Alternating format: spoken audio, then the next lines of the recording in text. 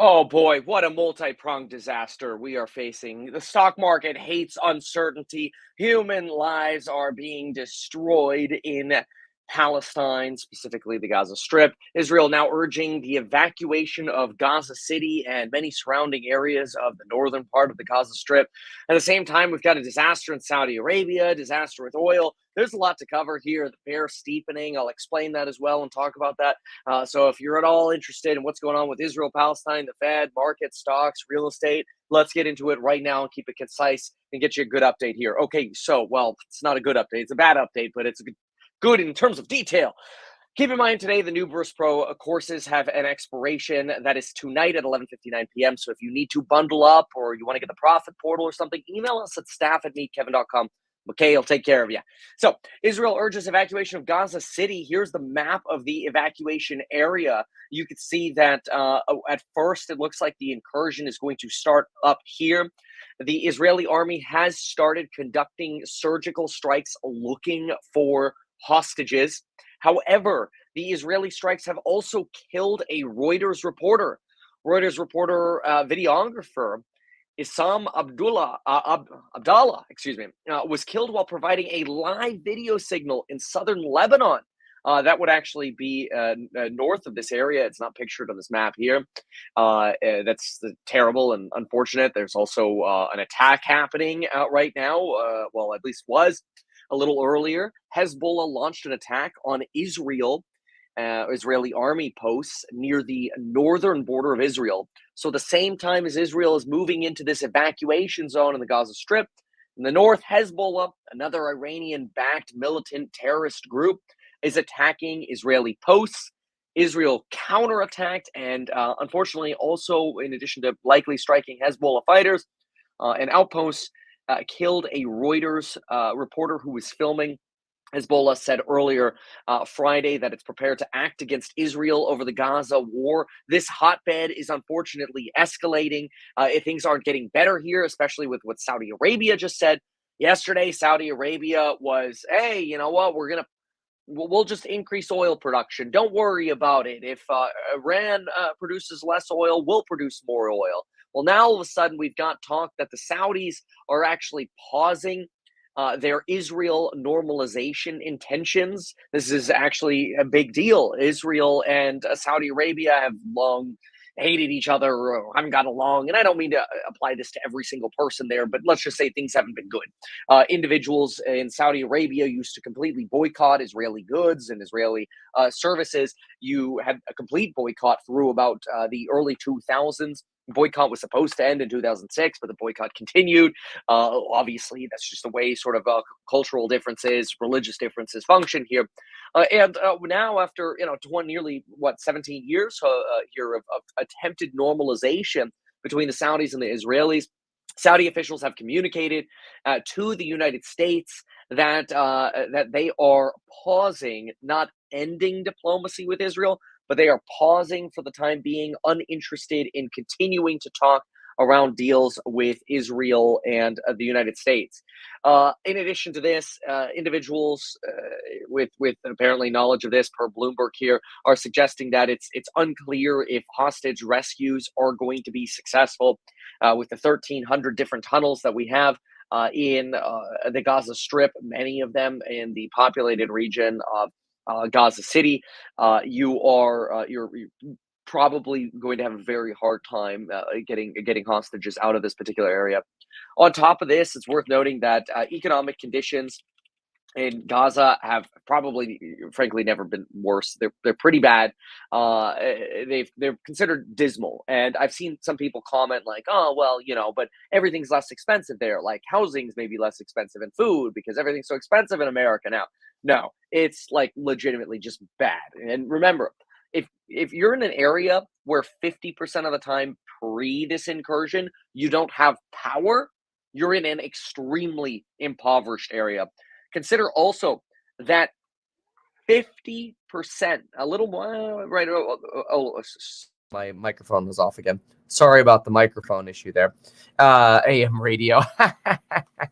Thank you.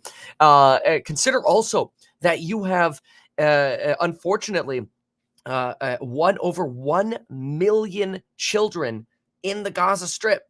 1 million children, you've got families loading up cars, loading up kids. Everybody's trying to move south to get away from this incursion in Gaza City. It's absolutely terrible. You've got about a 24-hour warning given now by Israel for people to evacuate the area. The CIA actually says they reported on the 28th that there was a chance Hamas was going to fire rockets into Israel. That's not a surprise, though. It shouldn't come as a shocker. A lot of people are like, oh, what? Hamas is going to shoot rockets into Israel? Okay, like, are you going to tell me the sun's going to rise tomorrow? What's next? Are you going to tell me the Pope's Catholic? Like, what else is new, right? So I think a lot of people, even within the CIA, got a little complacent here with this idea that, well, of course Hamas is going to shoot rockets. That's like what they do. So you kind of had some complacency apparently within the CIA. However, a second report that came about a week later built on the first one and was more analytical. And the October 5th daily CIA summary that was distributed widely to policymakers like people in Congress and otherwise suggested there was a likelihood of some kind of attack from Hamas within the next 7 days. That's exactly what ended up happening, unfortunately, and yet again, nobody paid attention to it. So it looks like it wasn't just the CIA that was warning about this potentially coming.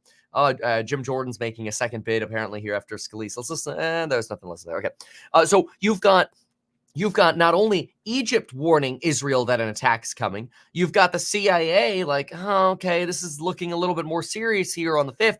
Apparently nobody's doing anything. Some people are now alleging that the Israeli government kind of purposely ignored the warnings to allow this incursion to occur, so that way Israel could fight back and the way that they are and officially put an end to Hamas. That's sort of the false flag narrative, right? False flag narratives are usually looked at as just conspiracy theories, but it also to some extent makes sense. I mean, what's in the easiest way to take somebody's land is you get attacked, and then you gotta go get rid of them. You gotta fight them back. Anyway, this incursion is expected to really begin again with surgical strikes already beginning from Israel beyond just the aerial bombardment that we've been getting, but also now strategic spec ops individuals attacking individual locations within the Gaza Strip. So in other words, the incursion is beginning. And as you get special forces to move through, it's likely you're just going to get the rest of the ground forces coming probably this weekend, which would mark about 1 week after the beginning of the war. We're about 2 minutes until market close here, so we're going to jump to the closing bell here in just a moment. Keep in mind that we are facing still a bear steepening. A bear steepening has to do with the inverted yield curve. It's usually a signal of a recession coming. Usually what you'd like to see is a steepening of the yield curve and a bull steepening. That's when you have short-term rates falling because people think the Fed's about to cut rates. Because the Fed's not about to cut rates, short-term rates are staying high. Instead, long-term rates are also getting higher.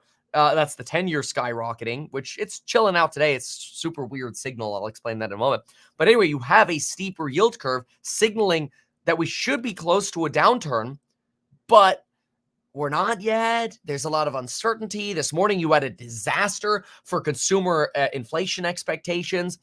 You have the 10-year Treasury down 9 bips right now. You've got oil up over 5.7%. You've got the stock market just dumping into the close here. It's kind of been dumping all day long. Tesla down 3% back at 250. Take a look at some of these numbers here. We've got Tesla has a Fibonacci retracement at 261. This could open up Tesla to get to about the 246 100-day moving average. Next stop is down to 221. Not great.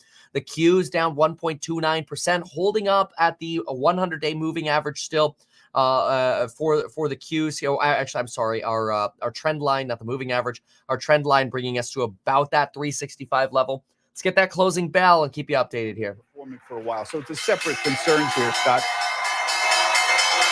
Bob, thank you. All right, mixed pictures we go out on this Friday. See you on the other side again from Los Angeles.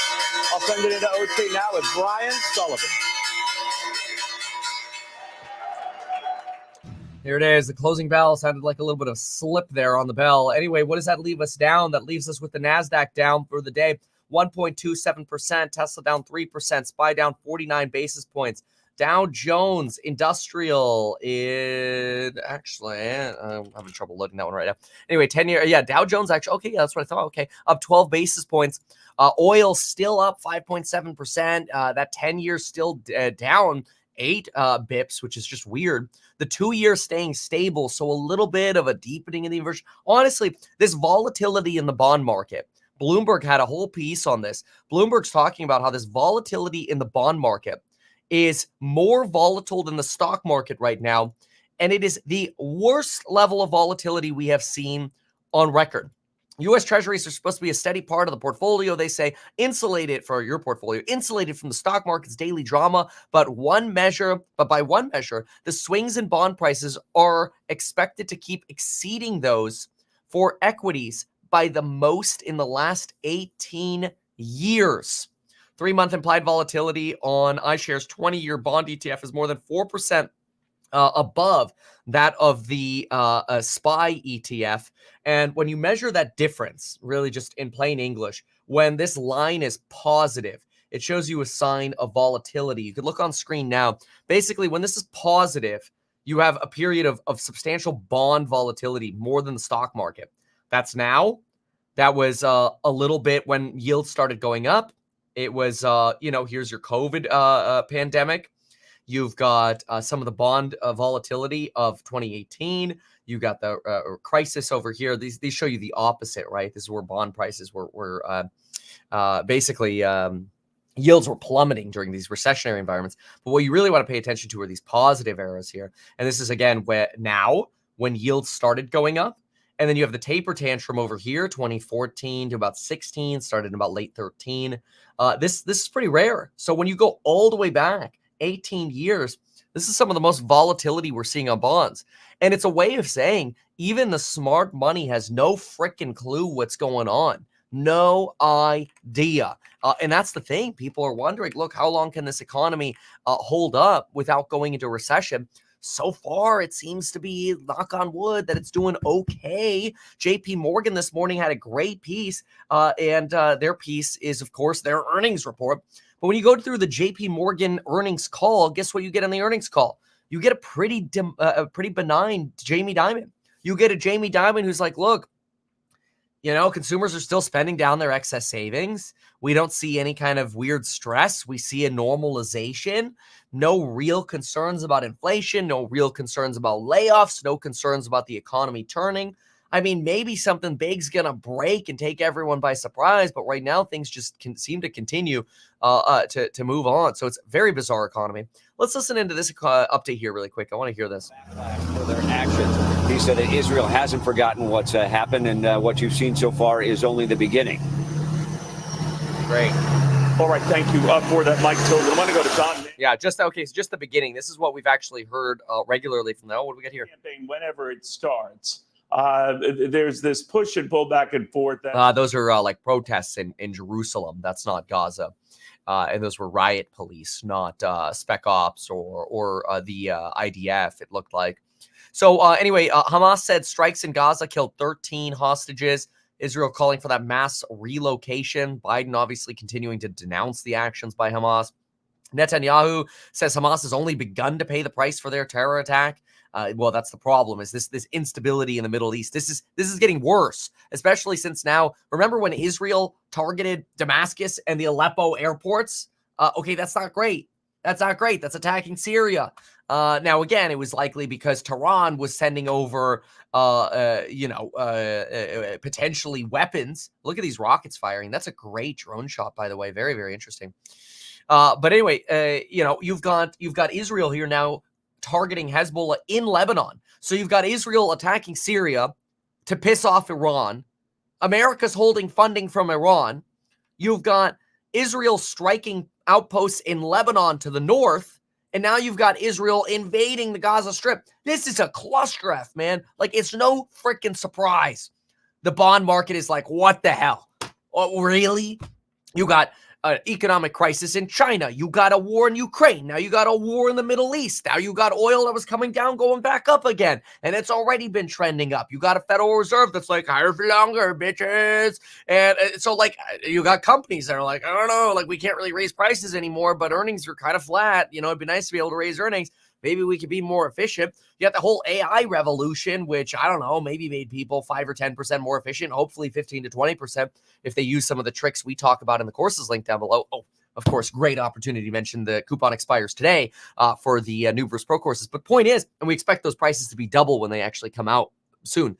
But anyway, the point is, this is a disaster. Like, there's so much uncertainty in the world. You sound moronic when you're like, we could get through this. You know, when you're optimistic, you sound moronic. Now, I am optimistic that inflation is going to go away, that we're more likely to face deflation, that there's going to be an opportunity to buy real estate this November and December and potentially January, that things are going to get better. I'm very optimistic about that, but I can't be certain of that. And I'll tell you, the one thing we have no shortage of right now is uncertainty. Is Biden even going to make it to the next election? Is Trump going to get in again? You know, as soon as we get through some of these uncertainties, then we're going to have election uncertainties next year. It's a complete disaster, everything that's going on right now. I mean, the good thing is we don't have a massive unemployment crisis in America, but we got a border crisis. I mean, in fairness, Citibank just today did cut 2,000 jobs. I will say that. However, now, Bloomberg is saying it's literally the war in the Middle East that could end up being the straw that breaks the camel's back. In other words, the world's back, and pushes the freaking world into recession. Literally. I kid you not. Like Middle East wars of the past, the conflict between Israel and Hamas that broke out this past week has the potential to disrupt the world economy. This could be the black swan everyone's talking about. Nobody saw this on their bingo card this year. I mean, the CIA did, but the CIA probably looked at it like, Hamas to send rockets into Israel, that's like a freebie. Like, that's what you put in the middle of the bingo card. But I don't think anyone expected this. Okay, Israel invade Gaza Strip? No way that was on someone's bingo card this year.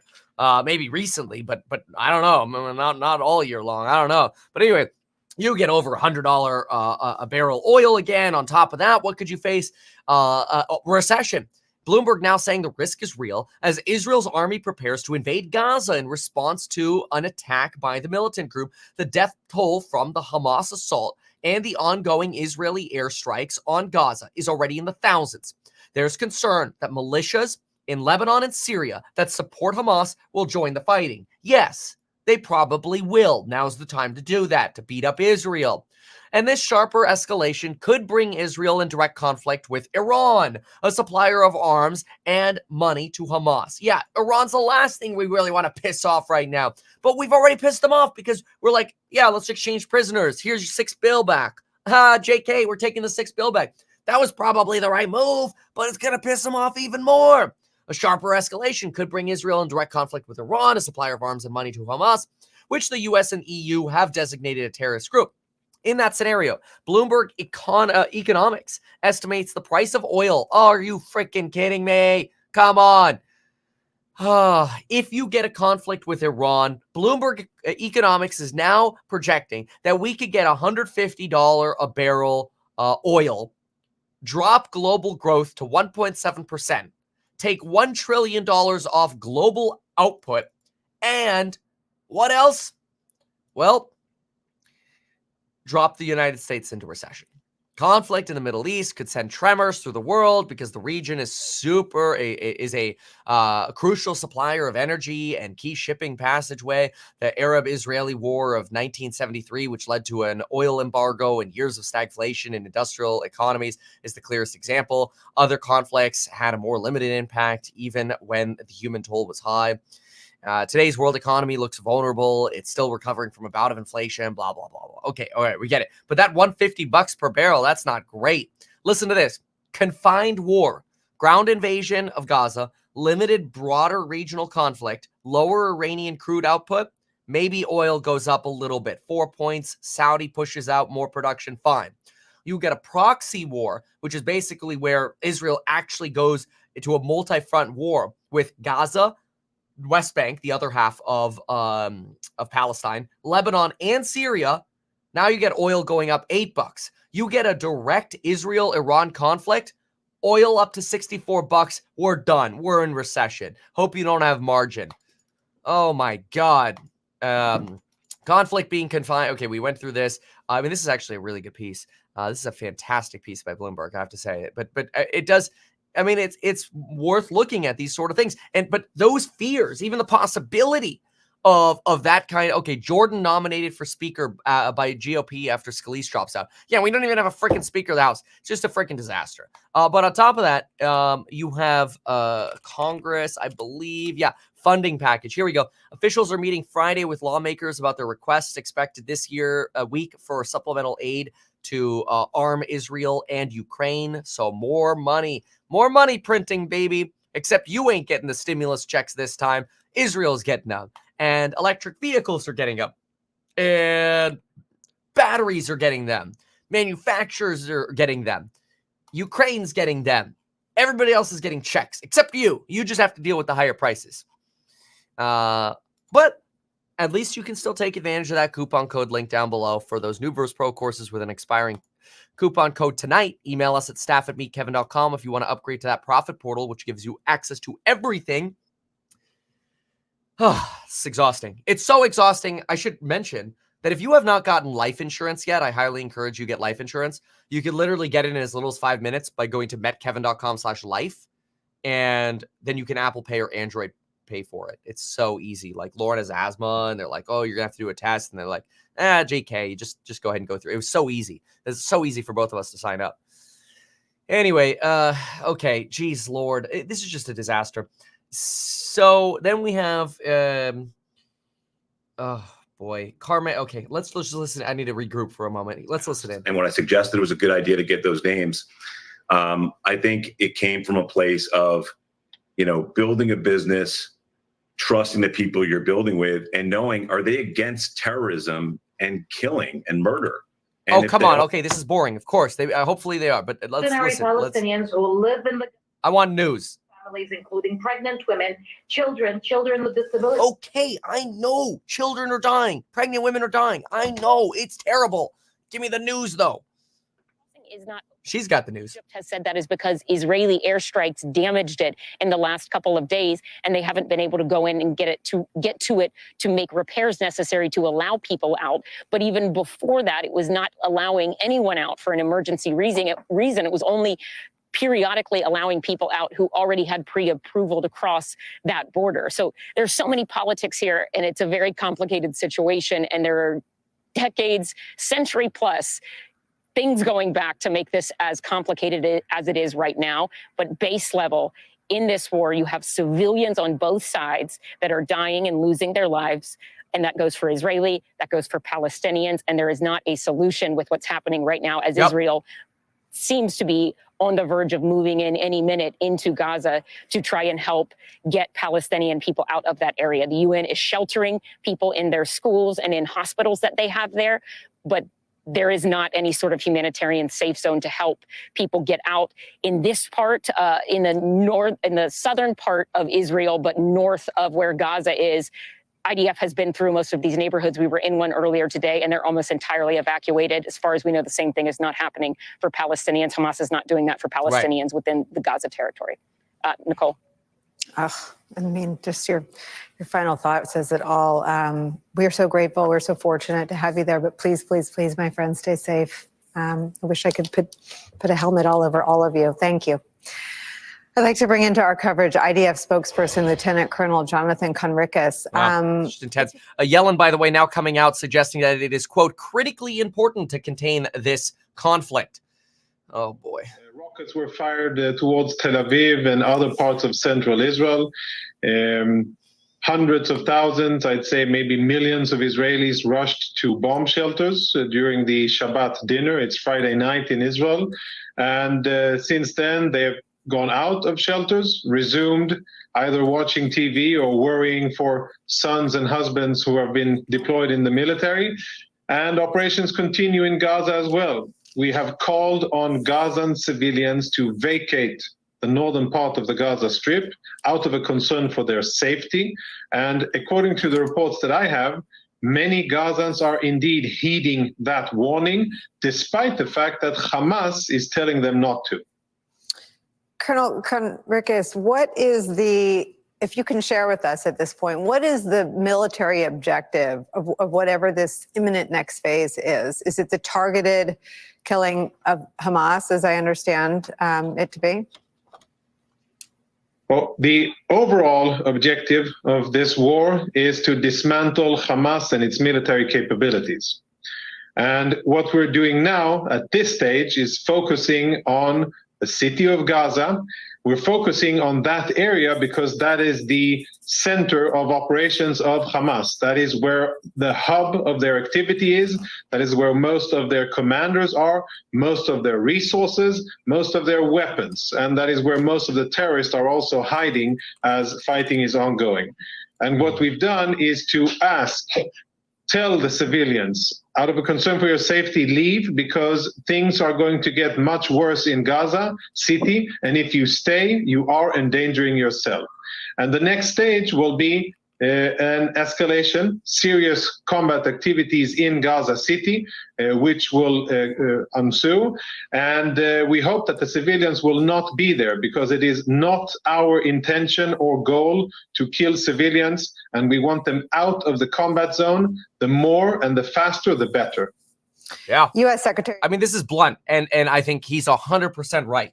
Like, they're giving all the warnings here, man. GTFO, we're coming. And just please make it easy for Israel to get through this. Okay, that's my point. It's going to happen. Get the heck out of the way. Let Israel take control. Let Israel establish the government again. Help people who need help. Bring water, bring food. Clean this crap up. Go away, Hamas. And let this global crisis de-escalate, because this is not good. Of what is about to happen in response to the terrorist attack on Saturday morning. Yeah, let's break that down. We find ourselves in a war that we didn't want, that was forced upon us by the most atrocious attack ever in our history. That's how it started almost a week ago.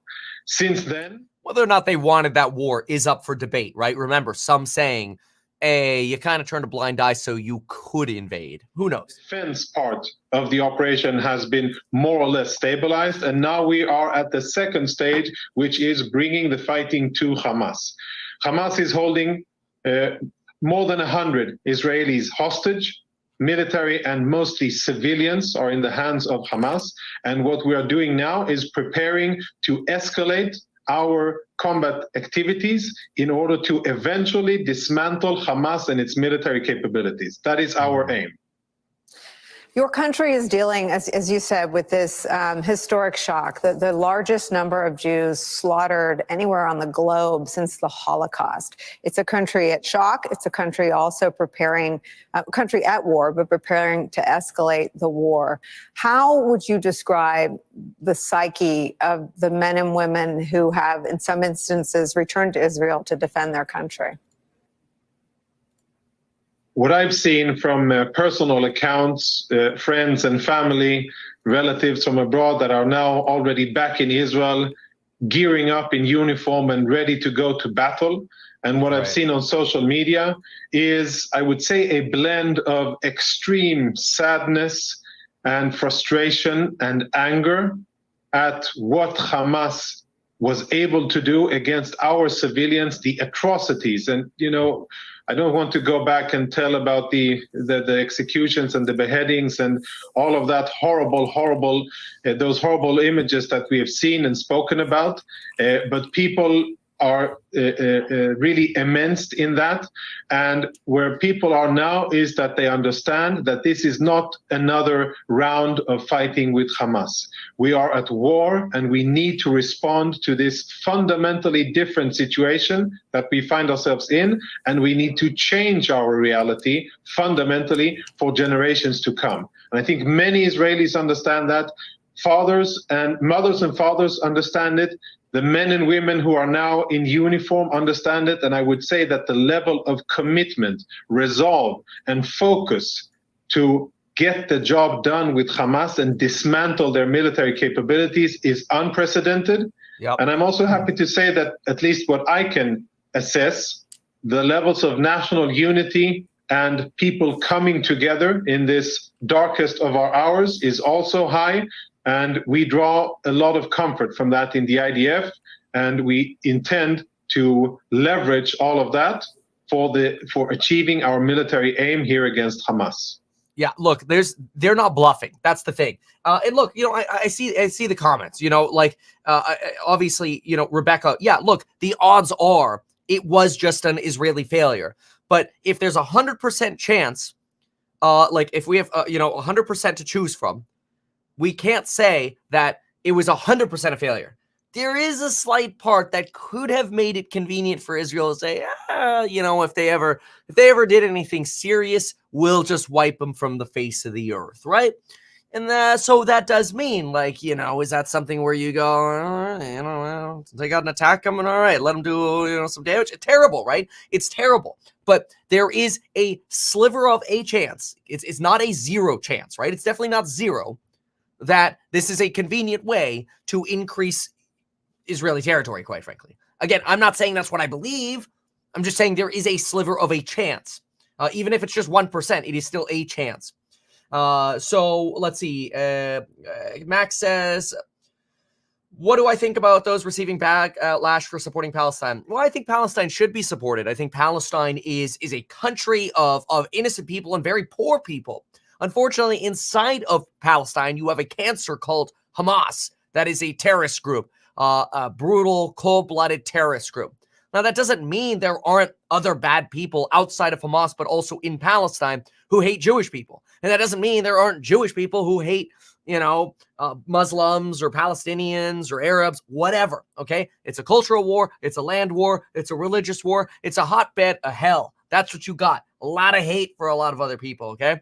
So it's a disaster. But I don't think you can blanket say, oh, everybody in Palestine is bad, right? Where are refugees supposed to go? Well, that's the problem. Like right now, it looks like refugees are supposed to go to the southern part of the Gaza Strip. What are you supposed to do? Walk? You're a refugee. You don't got a car. What are you supposed to do? Do you think investors should incorporate geopolitical risk into their portfolio diversification strategy? Of course. How do you do that? Well, I mean, it depends on your personal situation. I'm a financial advisor. It depends on your personal financial situation. It could be, you could hedge with puts, but it's risky. It could be expensive. You could screw it up. You could have cash in money markets, get out of margin. You could diversify to real assets like real estate. You could diversify into companies that are investing in real estate, like HouseHack, for example, and doing what we're doing with HouseHack, with mini funds and otherwise. Go learn more about that at househack.com. Read the offering circular if you want to invest. We have a deadline coming up for that as well. More important, though, today, because the deadline is expiring today, is the new Burst Pro courses. Check that out on other ways to diversify your wealth. Okay, so let's see. France banned pro-Palestinian protests. As long as there are peaceful protests, I don't think you should ban any kind of demonstrations. Let's see here. Good spokesperson. That person was a good spokesperson, I have to say. And I think he is right in what he's saying. I think he's very blunt. He's being very clear. Hamas received so many donations. Why were they so poor? Well, remember, Hamas doesn't fund the government. Hamas doesn't fund the schools. Hamas buys weapons and guns and builds tunnels and gets their hands on rockets and pays their military leaders salaries. That's what they do, okay? Gaza is poor. Palestine is broke.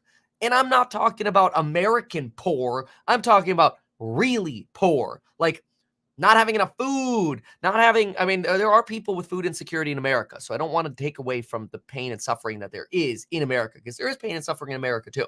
But I'm saying not having access to power 50% of the time. That's crazy. Emergency services, they're a fraction as good as what we have here. A fraction as good of schooling that you have there compared to here, right? Hamas doesn't care about that. Hamas is an organization. Just like any organization, Hamas will do what they think is best for Hamas. They don't give a shit about anybody else. That should be pretty obvious. What prevents Hamas from going south with refugees? Well, they probably will. And that's why this, hopefully the first phase goes quickly, and then you can sort of reestablish and start filtering through people, and you have to figure it out. I think a lot of the Hamas leadership is probably already out of the Gaza Strip. I think they've already found their way out. Hamas is the government. No, that's not true. Hamas is a political faction. It's a part, but it's not all, and it certainly is not the government. It is not the government of Palestine. AOC farted. Apparently. That's what everyone's circulating. People don't know if that's true. I saw it. It was actually really funny. I don't know what it is about her, but people love hearing about AOC. It's like they literally want to know about her farts, man. That's how much people just either love to hate her or love her or hate her and want to love her. Like, she's a marketer, man. She slays. Play the clip and see. So I love the various different reactions you get of people here. It's just why am I doing this? Oh no. Why are we doing this? Stop it. You're all children. Yet I'm gonna play it. Oh no. In the names of victims who do not want their tragedy. Their tragedy. What is it? Their tragedy used to justify further violence. And I mean, it looks like that clip that I got is just a clip, but let me see if I could just get the unadulterated version here. I think this is it. All right, yeah, here's the unadulterated version. United States, our responsibility is to the stability and the security of the region. That means being able to support, yes, Israel in its defensive capacities, right? In its ability, in that context. But it also means that the United States has a responsibility to ensure accountability to human rights, to prevent the ethnic cleansing of Palestinians, and to ensure that horrors do not happen in the names of victims who do not want their tragedy used to justify further violence and injustice. Right. Beautifully said. United States, their tragedy used to justify names of victims who do not want their tragedy used to justify further violence and injustice. Right. Who knows? You know, it sounds like there are other people on the microphone there or whatever. It's just, once again, getting eyeballs on AOC. Yeah. Okay, listen. The market's a disaster. Watch the beginning of the video to get a full catch up on what's going on in the market and what my thoughts are. I got to go. Thank you so much for being here. Go email staff@meetkevin.com. If you're a full stack developer and you want a job, email us and to change the world and bankrupt BlackRock. Email us at jobs@meetkevin.com. Staff@meetkevin.com if you want to bundle up to the Profit Portal, which gets you unlimited access to all of the current courses, the current crash courses, the new crash courses, everything in the Profit Portal. And of course, take advantage of that coupon code before 11:59 p.m. today when the price will be going up.